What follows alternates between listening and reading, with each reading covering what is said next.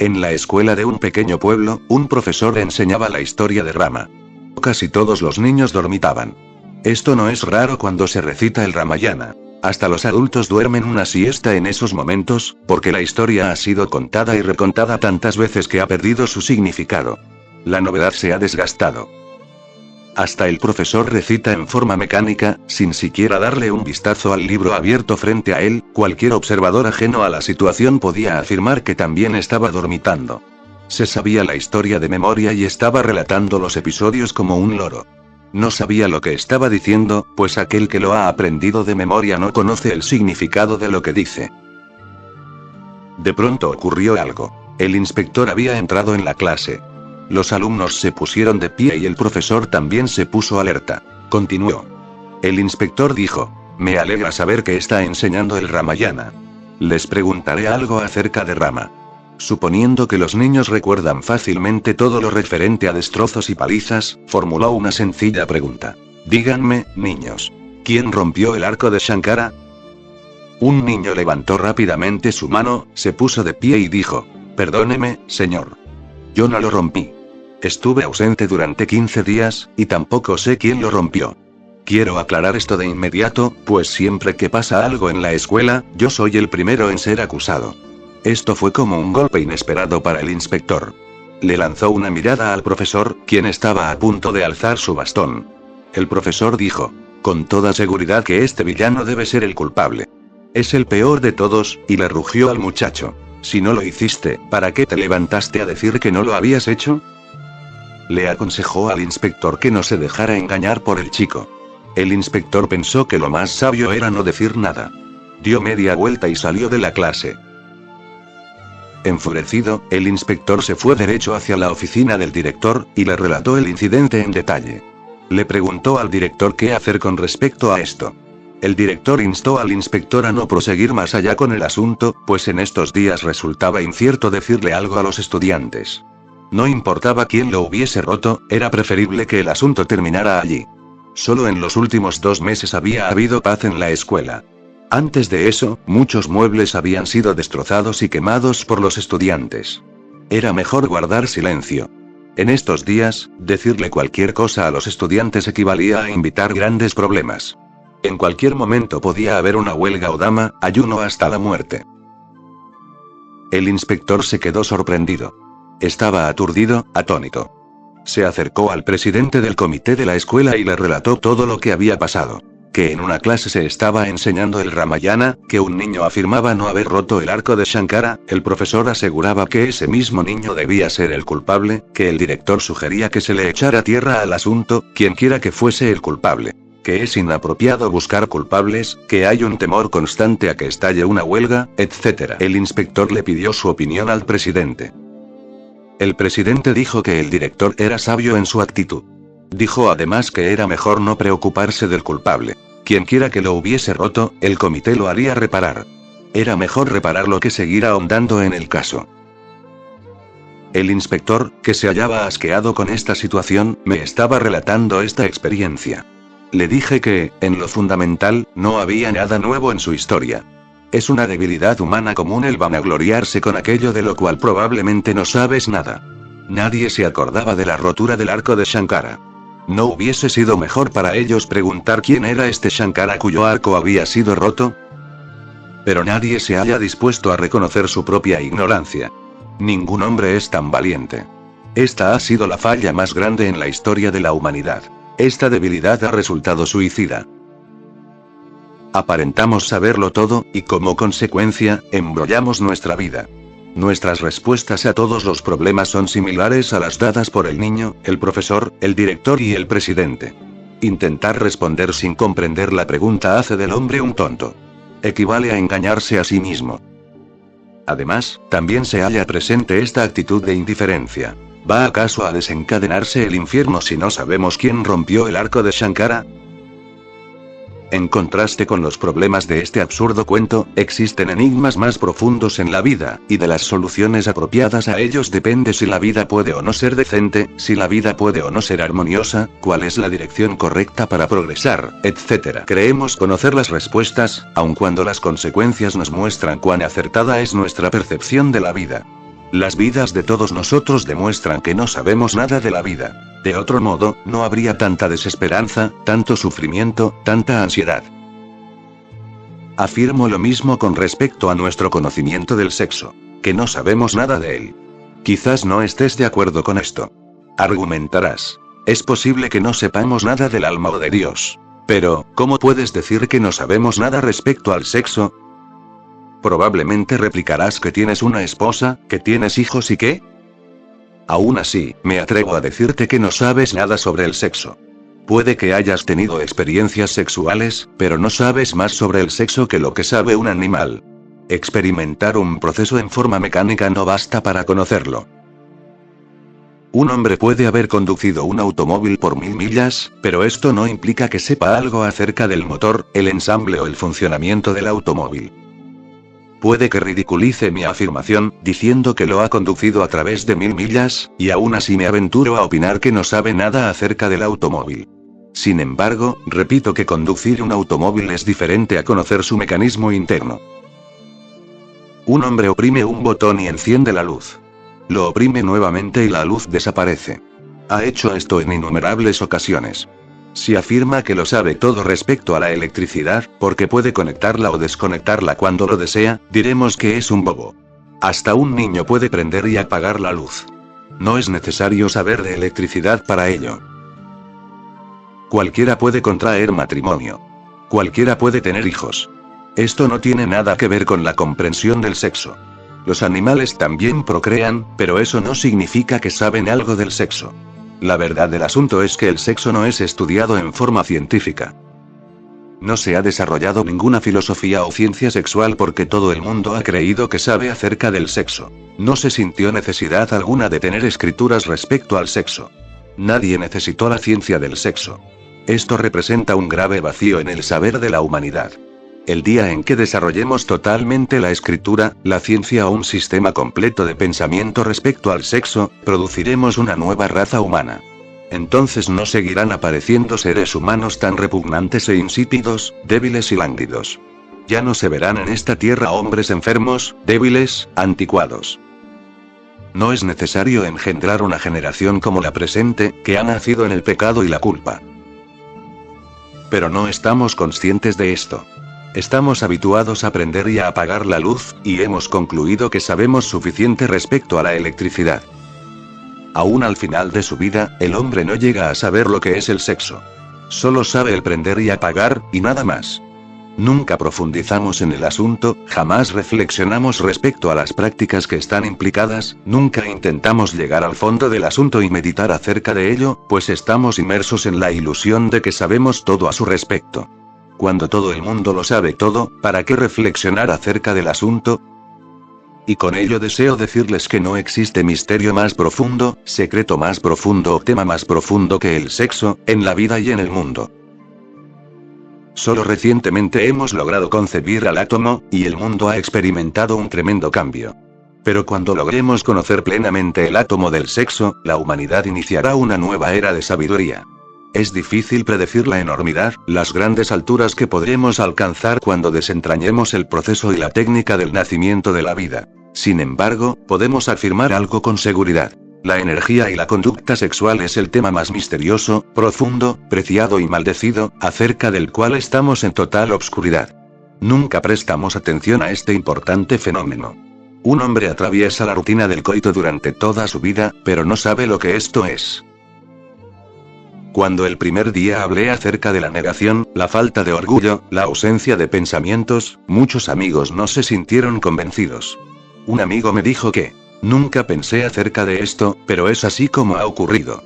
Una señora vino y me dijo, nunca he experimentado esto. Cuando hablas acerca de ello, recuerdo que la mente se silencia y se siente complácida, pero nunca sentí ausencia de ego o alguna otra experiencia profunda. Es posible que muchos no hayan pensado en esto. Discutamos algunos puntos en forma más detallada. En primer lugar, el hombre no nace con el conocimiento de la ciencia del sexo o del coito. Muy escasas son las personas que, reteniendo las impresiones de muchas vidas pasadas, son capaces de comprender plenamente el arte del coito, el procedimiento para la compatibilidad o el conocimiento de sus mínimos detalles. Estas son las almas que pueden alcanzar el estado del verdadero celibato.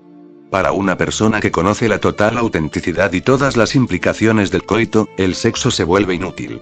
Lo atraviesa. Lo trasciende. Pero personas como estas no han hablado en detalle acerca del tema. Y no forma parte de la tradición el discutir el sexo con aquellos que ya han alcanzado la trascendencia. Además, aquellos que han alcanzado el estado del celibato puro solo pueden hablar acerca de sus nacimientos y vidas anteriores después de enormes esfuerzos. Solo un perfecto célibe puede revelar la verdad acerca del sexo, acerca del coito y la divinidad. Los sensualistas no comprenden nada que sea sutil, y debido a su ignorancia, sus vidas se hallan inmersas en la sexualidad hasta el final. Los animales tienen un tiempo determinado para el coito, tal como les dije antes. Tienen una temporada. Esperan tener ánimo, estar en la disposición adecuada. Sin embargo, el hombre no tiene un momento definido para ello. ¿Por qué? Probablemente, el animal ha alcanzado un estrato del sexo más profundo que el hombre. Los que han investigado en este nivel, que han ido más a fondo, que han meditado profundamente en muchas experiencias de la vida, han deducido un conocimiento, han formulado una pauta. Si un coito puede ser prolongado durante 1 minuto, el hombre deseará repetirlo al día siguiente. Si demora 3 minutos, no se acordará del sexo durante 1 semana. Si el acto pudiese ser prolongado durante 7 minutos, se vería libre del sexo en un grado tal que en él no surgiría ninguna idea de pasión en los 3 meses venideros. Pero si se le pudiese extender a 3 horas, se vería libre de él para siempre. No deseará repetirlo nuevamente. No obstante, la experiencia del hombre se prolonga solo por un instante. Es difícil incluso imaginar que se prolongue durante 3 horas. Sin embargo, reitero que si una persona puede permanecer en el estado del coito durante 3 horas, en samadhi, en ese sumergimiento, un solo acto bastará para liberarle del sexo por el resto de su vida. Produce tal satisfacción, una experiencia tal, un éxtasis tal, que permanece por toda la vida. Después de un coito perfecto, no queda barrera alguna para que el hombre alcance el verdadero celibato. Aún después de una vida llena de experiencias sexuales, nunca llegamos cerca ni siquiera de ese estado divino supremo. ¿Dónde está el error? El hombre alcanza la edad madura, se acerca al final de su vida, pero nunca se libera de la lujuria del sexo, de la pasión por fornicar. ¿Por qué? Ni comprendió ni se le informó respecto al arte de la ciencia del sexo. Nunca reflexionó al respecto, ni lo discutió con los iluminados. Puede que te sientas escéptico respecto a que ese momento pueda ser prolongado durante 3 horas. Te daré algunos indicadores. Si atiendes a ellos, la jornada hacia el celibato se simplifica. Mientras más rápida sea la respiración, menor es la duración del acto sexual. Y mientras más calmada y lenta sea la respiración, más se prolongará el acto. Y mientras más se prolongue el acto sexual, mayores posibilidades habrán de hacer del sexo una puerta hacia el samadhi, un canal hacia la superconsciencia. La realización de la ausencia de ego y de tiempo aparece en el hombre en ese sexo samadhi, tal como se dijo antes. La respiración debiera ser muy lenta. A medida que la respiración se hace más lenta, el sexo abrirá perspectivas más y más profundas de realización. Otra cosa que debe recordarse es que, durante el acto, la atención debiera estar focalizada entre los ojos, que es la localización del chakra Agni. Si la atención se centra allí, la intensidad y duración del clímax puede prolongarse por 3 horas. Y un acto sexual de esas características puede implantar firmemente al hombre en el terreno del celibato, no solo por esta vida, sino también por la siguiente. Una dama escribe para preguntar, diciendo que Vinoba es célibe, y si pienso acaso que él no ha tenido una experiencia de samadhi. Prosigue apuntando que yo soy célibe, que no estoy casado y que, por tanto, puede que yo tampoco tenga la experiencia del samadhi.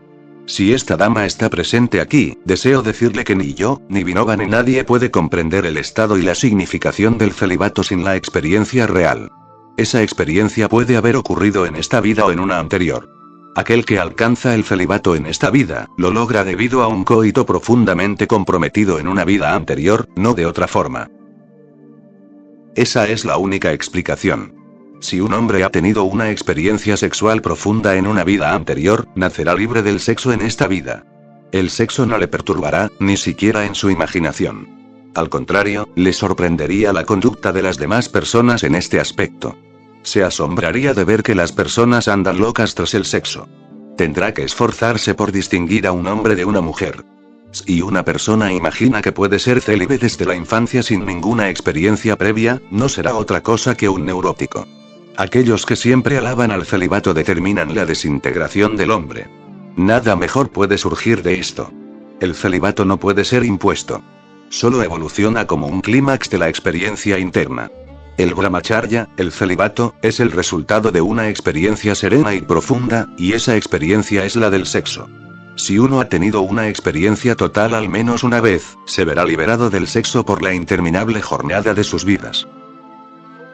Hasta ahora he discutido los dos factores de ese absoluto. Que la respiración deberá ser tan superficial como si no existiera y la atención debiera estar en el chakra Agni, en el punto medio entre los ojos. Cuanto más centrada se halle la atención en el centro nerval, más profunda será, automáticamente, la relación sexual. Y la duración se prolongará en directa proporción a la lentitud de la respiración. Por primera vez te darás cuenta de que la atracción de la mente no es por la relación sexual en sí. La atracción magnética es por el samadhi. Si podemos ascender a esas alturas, si podemos atisbar el destello, este iluminará el camino futuro. Por largo tiempo, un hombre ha estado tendido en un cuarto sucio y ruinoso, lleno de olores desagradables. La pared del cuarto está resquebrajada y manchada. Se pone de pie y abre una ventana. Ahora puede ver al sol brillando en el cielo. Puede ver las aves volando al aire libre. Y aquel que ha llegado a conocer el amplio cielo, el sol, la luna, las aves que vuelan, los árboles que se mecen, las fragantes flores, no se quedará un instante más en ese cuarto sucio, fétido y oscuro. Se apresurará a salir. Aquel que logra una vislumbre del samadhi a través del sexo, por efímero que sea ese vislumbre, conocerá la diferencia entre el interior y el exterior, entre la libertad y la celda cerrada. Pero en cierta forma, nacemos en una estrecha celda de paredes cerradas, oscura y sucia.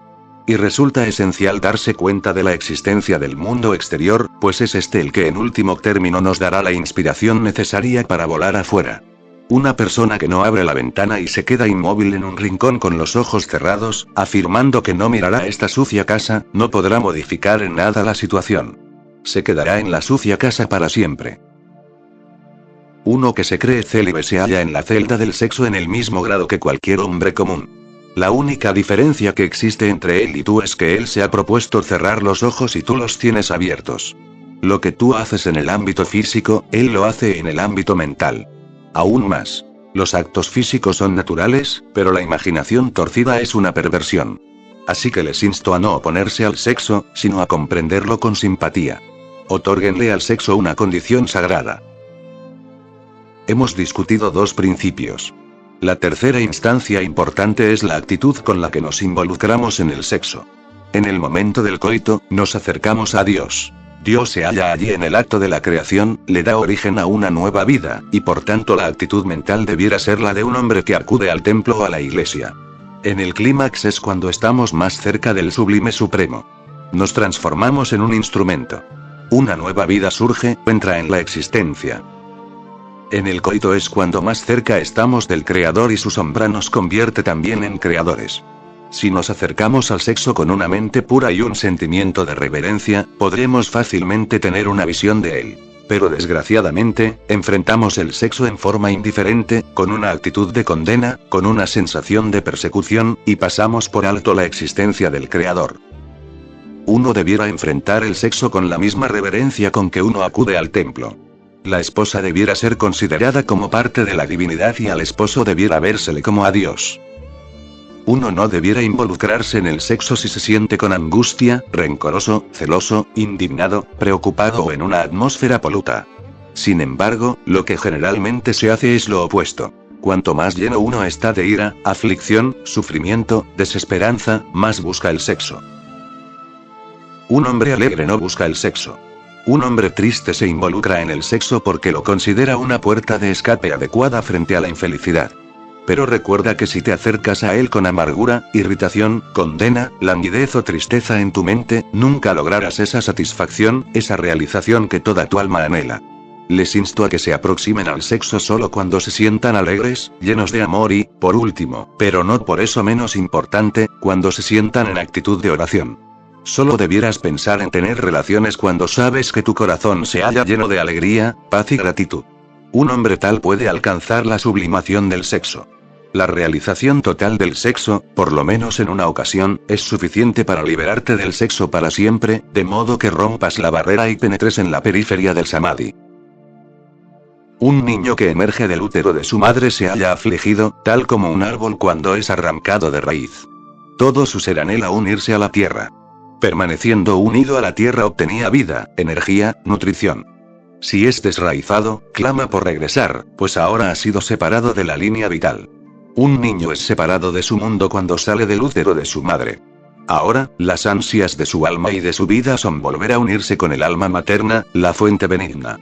Este anhelo es bautizado como la sed de amor. ¿A qué más se refiere la palabra amor?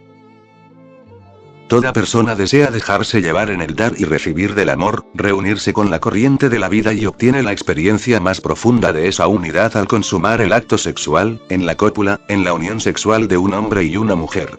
Esta es la primera experiencia de la unidad original.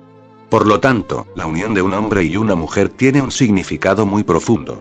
El ego se evapora en la fusión de dos seres humanos.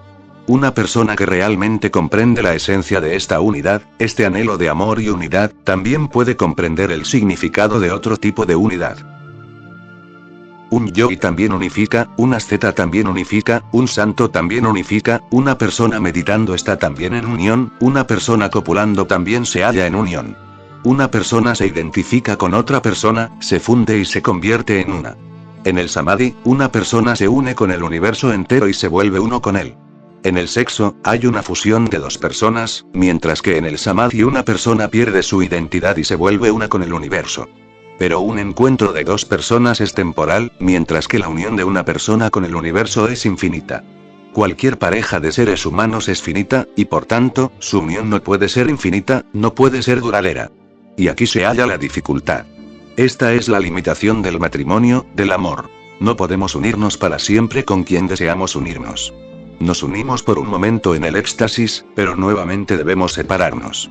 La separación es dolorosa y por tanto, los amantes se hallan en continua desesperanza. El cónyuge aparece como la causa de este aislamiento lleno de aflicción. Luego, esta se transforma en irritación. Pero aquel que sabe opinará que dos personas, independientemente de quienes se trate, tienen, básicamente, dos identidades diferentes. Pueden, mediante un esfuerzo, encontrarse en forma temporal, pero no pueden permanecer unidas para siempre, ni siquiera en un nivel espiritual. Y de esta pasión insatisfecha surge una pugna entre los dos amantes. Comienzas a despreciar a aquel que amas. En ese momento es cuando entra furtivamente una tensión, una rivalidad, un sentimiento de alienación, un sentimiento de odio, porque imaginas que, probablemente, la persona con la que deseas unificarte no está dispuesta, y de allí que la cópula no sea completa. Pero no puede echársele la culpa a un individuo de que esto no se complete. Los seres humanos son seres finitos, y su fusión solo puede ser finita. No puede permanecer para siempre. La fusión eterna puede ocurrir solo con Dios Brahman, solo puede ocurrir con la existencia universal. Aquellos que han comprendido la sutileza del coito pueden imaginar. Si la unión de un momento con un individuo puede dispensar tal grado de dicha, ¿qué podría surgir de la unión con lo eterno? No puedes imaginar esa magnitud de éxtasis. Es prodigioso, etéreo, trasciende las palabras, es un éxtasis eterno. Supongan que estamos sentados frente a una lámpara y que intentamos imaginar la diferencia en el grado de luminosidad que existe entre la lámpara y el sol. La comparación es imposible. Una lámpara es algo tan pequeño y el sol es algo tan inmenso. Cerca de 6.000 veces más grande que nuestro planeta. Aun cuando se halla de 10 billones de millas de distancia, nos da calor, nos quema. ¿Cómo podríamos pesar la diferencia entre la luz de una lámpara y la luz del sol? Cualquiera que sea la cifra astronómica, matemáticamente es posible calcular la diferencia, pues ambos se hallan dentro de lo que el hombre conoce. La diferencia podría ser determinada. Pero resulta difícil determinar la disparidad existente entre el éxtasis del clímax del coito y el éxtasis eterno del samadhi. La unión sexual de dos seres temporales es efervescente, mientras que en la unión con lo universal, uno se pierde a sí mismo, como una gota de agua en el océano. No existe forma de comparar, no existe una unidad que pueda medir la magnitud de esta unión. ¿Buscarías el sexo o el coito cuando puedes alcanzar este éxtasis? ¿Pensarías en este placer efímero cuando puedes alcanzar el océano eterno? Un destello de eternidad convence al hombre de que, en comparación, el placer sensual no tiene sentido, es una locura. Y entonces, las pasiones actuales se vuelven detestables. Parecen ser un desgaste, un desperdicio de energía, una fuente de pesares. Cuando esta convicción surge, uno se halla encaminado hacia el deseable estado del celibato. Existe un largo camino entre el sexo y el samadhi. El samadhi es el final eterno, hacia el cual el sexo es el primer paso. Deseo enfatizar que aquellos que rehúsan aceptar la primera etapa, aquellos que censuran la primera etapa, no pueden llegar a la segunda. No pueden progresar. Resulta imperativo dar el primer paso con conciencia, conocimiento y en estado de alerta. Sin embargo, debes tener presente que este no es el fin en sí, es el principio. Debemos dar más y más pasos para avanzar más allá. Pero el mayor impedimento que se le ha presentado a la humanidad ha sido su falta de disposición para dar el primer paso, unida a su aspiración por alcanzar la última etapa. El hombre desprecia el primer peldaño y ambiciona llegar al final de la escalera. No ha tenido la experiencia de la luz de la lámpara y anhela el esplendor del sol. Eso es imposible. Aprecia hasta la tenue luz de una pequeña lámpara, que perdura por un rato y es rápidamente apagada por una suave brisa, si deseamos comprender el significado del sol. Comienza la primera etapa en la forma correcta para despertar el anhelo, el deseo, la inquietud por alcanzar la última etapa, llegar al sol. Una apreciación apropiada de la música suave puede trazar el camino hacia la música eterna. Experimentar una luz suave puede conducirnos hacia la luz infinita. Conocer una gota es un preludio para conocer el océano. El conocimiento de un átomo puede abrir el misterio de todas las fuerzas materiales, las fuerzas de la materia. La naturaleza nos ha provisto de un pequeño átomo, el sexo, pero no lo aceptamos. No lo aceptamos totalmente. Esto se debe a que no tenemos la capacidad de asombro ni la pureza de mente para reconocerlo, comprenderlo y experimentarlo. Debido a esto, nos hallamos muy lejos de aprender ese proceso que nos podría conducir del sexo al samadhi. Tan pronto como el hombre reconozca y sienta adoración por este éxtasis trascendental, se acomodará en un orden social más elevado. El hombre y la mujer son dos polos diferentes. Los polos negativo y positivo de la electricidad. Una unión apropiada de estos dos completa un circuito, produce un tipo de electricidad, una armonía musical. Es posible conocer directamente esta electricidad si el coito puede ser prolongado por más tiempo, en profunda y total entrega. Si se le puede prolongar por una hora, se producirá, por sí sola, una elevada carga, un halo de electricidad. Si las corrientes del cuerpo se abrazan la una a la otra en forma total, podremos incluso ver una mancha de luz en la oscuridad. Una pareja que experimenta esta corriente en sí puede tener el impulso más grande de su vida. No somos conscientes de este fenómeno. Sentimos que estas charlas son muy extrañas, porque no creemos en aquello que no experimentamos. Esto se halla fuera del ámbito de nuestra experiencia corriente. Si no hemos tenido esta experiencia, deberíamos reflexionar e intentar de nuevo. Revisar nuestra vida, especialmente el capítulo del sexo, desde el ABC. El sexo no debiera ser solamente una forma de obtener placer, sino que también nos debiera elevar. Es un proceso de yoga.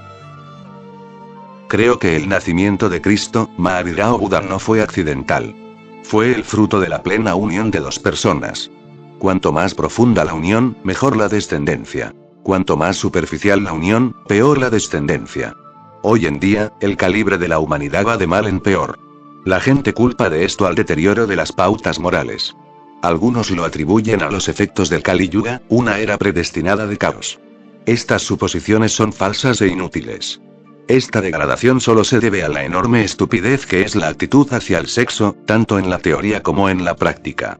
El sexo ha perdido su cualidad sagrada original. El enfoque ha descolorido el sentido de reverencia. Se ha degenerado a una pesadilla mecánica. La actitud ha adquirido una sutil violencia, en el sentido estricto del término. Ya no es una experiencia de amor. Ya no es un vehículo sereno de lo sagrado. No es un acto meditado. Debido a esto, el hombre está lentamente cayendo al abismo. El resultado de cualquier cosa que hagamos depende de la actitud mental con la cual la hagamos. Si un escultor borracho hace una estatua, ¿esperarás de él que produzca una hermosa obra de arte? Una bailarina danza.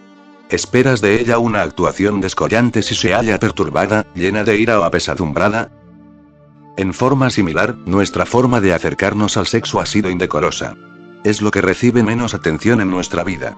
¿No es acaso un enorme disparate el que el fenómeno del cual depende la procreación eterna de la vida, a través del cual entran al mundo nuevos niños, nuevas almas, sea el más desatendido? Probablemente no sabes que el clímax del coito produce un estado por el cual desciende un alma que flota en el cielo. Así se concibe una vida. Tú solo produces las circunstancias. Un alma nace cuando están presentes las condiciones necesarias, útiles y apropiadas. La categoría del alma guarda directa relación con la calidad de la circunstancia.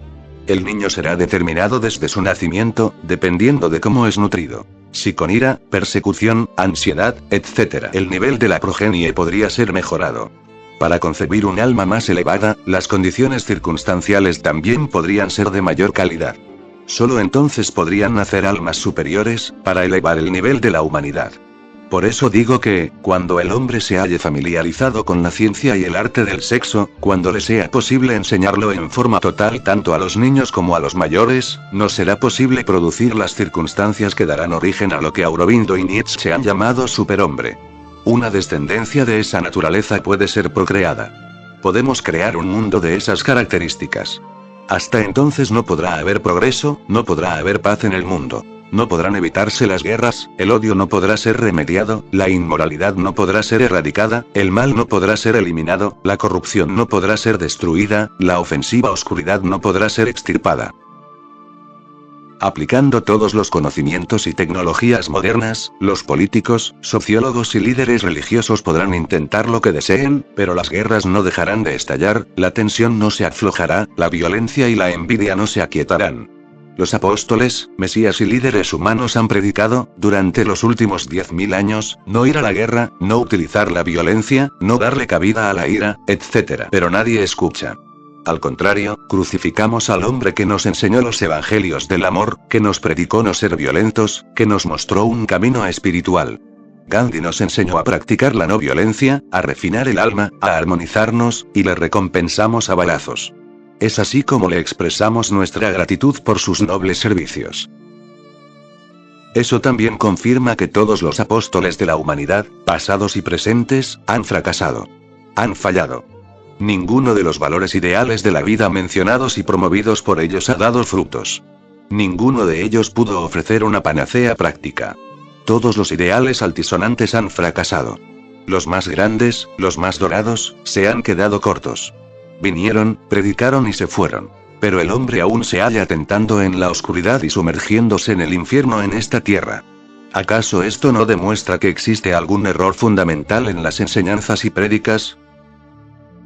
Un hombre frustrado se halla en ese estado porque nace en medio de la frustración. Tiene los gérmenes de la frustración desde el principio, su alma se halla enferma.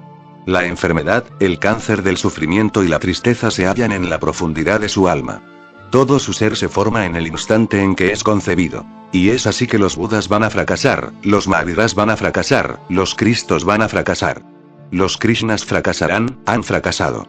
Puede que no admitamos esto abiertamente debido a un sentido de decencia, debido a nuestra gratitud, pero el hombre se está volviendo más y más inhumano día a día. A pesar de tanta predica de no violencia, tolerancia y amor, solo hemos mejorado en cuanto a evolucionar desde el cuchillo a la bomba de cobalto. Se ha dicho que matamos alrededor de 30 millones de personas durante la Primera Guerra Mundial, y que después del armisticio hablamos de paz y amor. En la Segunda Guerra Mundial, matamos 75 millones de personas. Desde entonces iniciamos negociaciones para la paz y la coexistencia. Desde Bertrand Russell a Vinova, todos dicen a coro: la paz debe ser mantenida. La paz debiera ser mantenida. Y nos estamos preparando para una tercera guerra mundial, que comparada con las guerras previas estas parecerán un juego de niños. Alguien le preguntó a Einstein lo que podría pasar en la tercera guerra mundial. Einstein respondió que nada podía predecirse de la tercera guerra, pero que sí podía predecir algo respecto a la cuarta guerra mundial. El reportero dijo sorprendido, que si Einstein no podía decir nada de la tercera guerra, ¿cómo podía predecir algo de la cuarta? Einstein replicó que una cosa era segura de la Cuarta Guerra Mundial: que no iba a ocurrir, pues no es posible que alguien sobreviva a la tercera.